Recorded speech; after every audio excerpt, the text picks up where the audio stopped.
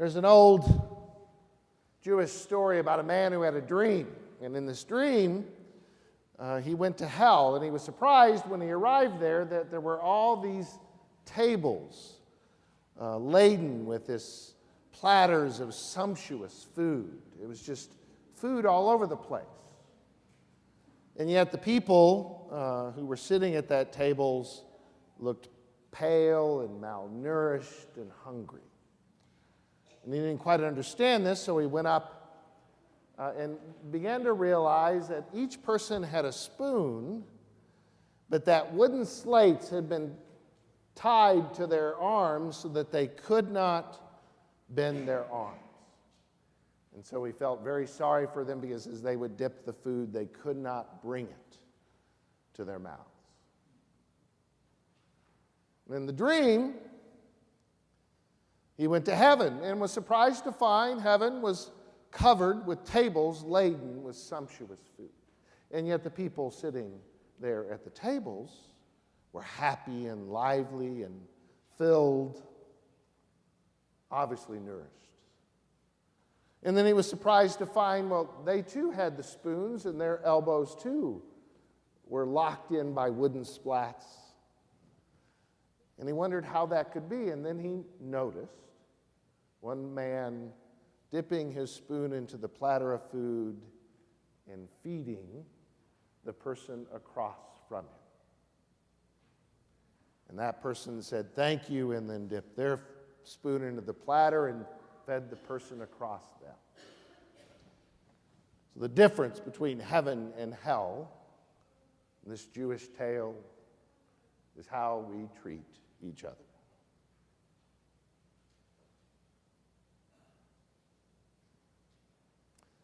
In 1986 was the year I went into seminary, and the first week of seminary, there was an orientation week for all us first-year folks, and part of that orientation was we were going to read a book together and discuss it, a book the seminary had chosen. And I remember being surprised by the book the seminary had chosen. In fact, I'd expected maybe some book on biblical studies, a Bible study of some sort, maybe a theological treatise, but the book they chose for us to read was called Habits of the Heart: Individualism and Commitment in America. And what the book was a sociological study of America in the 1980s and the challenges arising within our society about notions of community and individualism. In fact, one of the many authors noted in this book this rise of kind of hyper-individualism, a sense of loss of connection through social institutions, kind of really a loss of a sense even of what the idea of common good would be. So I reflect years later, these many, many years later, from that first week in seminary, I thank God for the wisdom of my seminary teachers. About 20 years later, another book was written by Charles Derber called The Wilding of America. And this was a very interesting book which kind of picked up the thread from the authors of Habits of the Heart. And in particular, Charles Derber, a sociologist, was interested in where we were in community. And one of the things he noted was this kind of wilding behavior that was occurring in our society. And by wilding, he meant a certain kind of antisocial behavior that was that wasn't just antisocial, but really tore at the fabric of our society. Really tore culture and society apart. And he was particularly interested not necessarily in individual acts of wilding, but he was interested in institutional wilding. And at the time, he used the example of Enron, kind of economic wilding where there was such a selfish seeking of profit that it tore people's lives apart when it fell apart. People lost retirements and savings, all for the profit of Enron. He wrote a number of years later about the Wall Street crash that was driven by the same kind of antisocial, anti-community behavior. He used the example of the Roman Catholic Church as a kind of wilding behavior where you protect the institution rather than the people.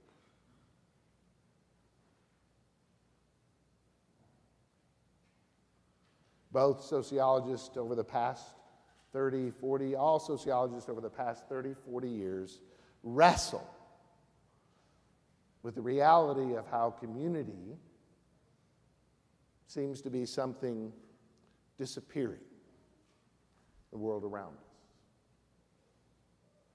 I can't help but note the past year, the divisive election, the sense in which we've become more and more partisan, the sense in which we are even losing a sense of what it means to be community together. We arm ourselves to protect ourselves from the other. We build walls physically or metaphorically to protect ourselves from the other. We're so afraid of the other.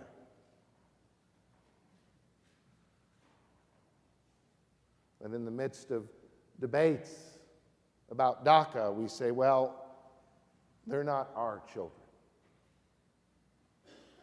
That we have this real sense of disconnection as a society and as a culture.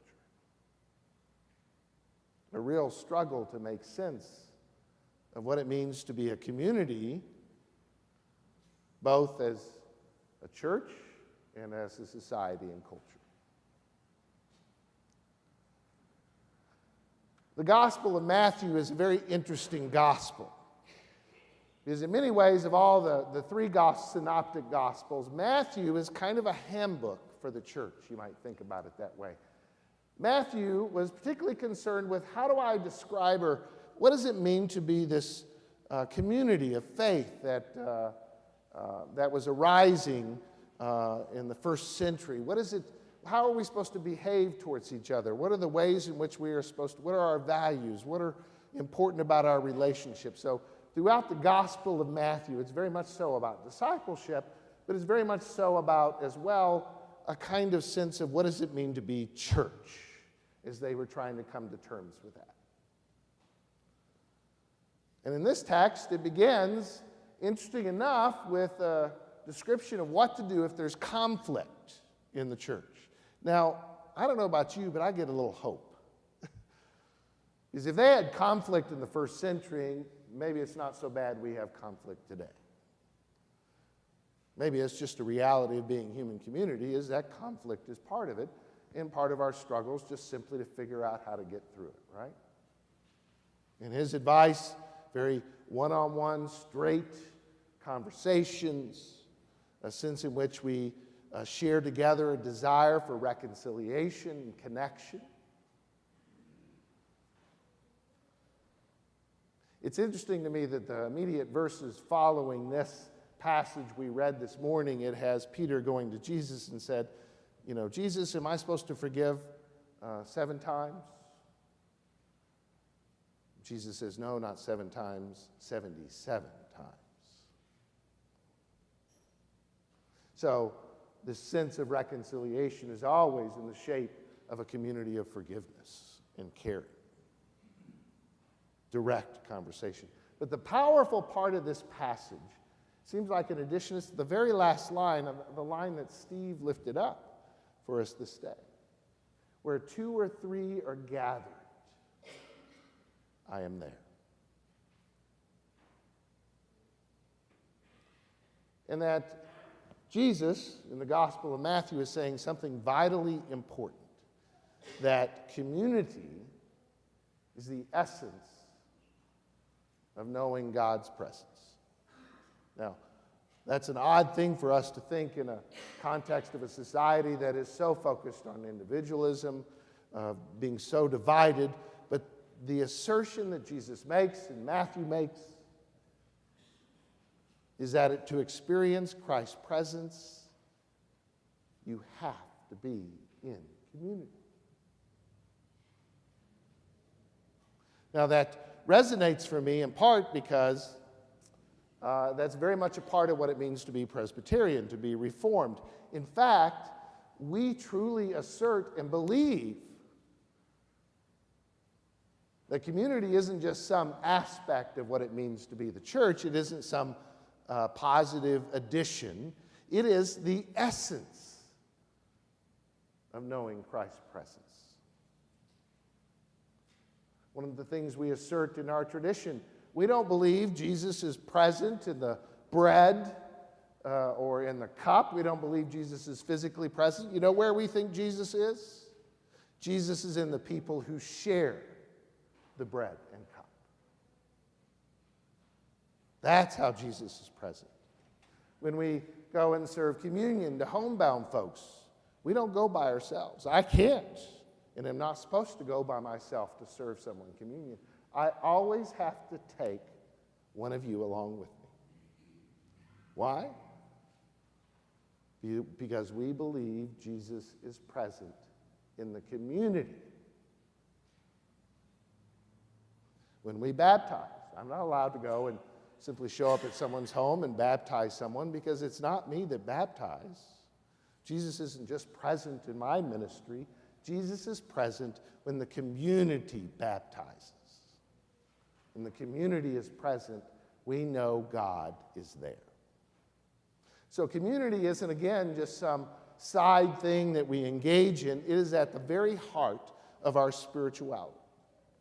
That we can know Christ is present. That's why we come to worship on Sunday morning. It's more than our private prayers and Bible study. We know the vitality and importance to experience the presence of Jesus in our lives. I need you sitting next to me, sharing the joys and concerns and the struggles and the possibilities.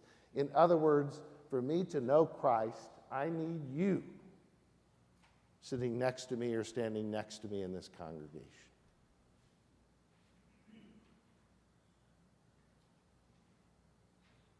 This community, in order to be an experience of heaven, must be the community that celebrates that presence of God in our relationships to each other. That when we go after worship and share in fellowship, Christ is there. That when we go hacking the golf ball around this afternoon, Christ is there. That whatever committee meetings we might go to this week, I know it's hard to believe, a committee meeting, Christ is there. That an epic on Wednesday night, children and youth learning, Christ is there. Where two or more are gathered, Christ is there. Despite this world in which it seems we are losing that sense of connection and community, and despite, in an odd way, the recent hurricanes have brought hope to me. Because I see that when it comes right down to it, when you strip away all the partisanship, when you strip away everything and people are in need, what happens? People care for each other. They save each other. They don't pay attention to one's political party. They don't pay attention to the color of one's skin or one's class. They help each other, because when it's stripped away, that is the essence of who we are as human beings.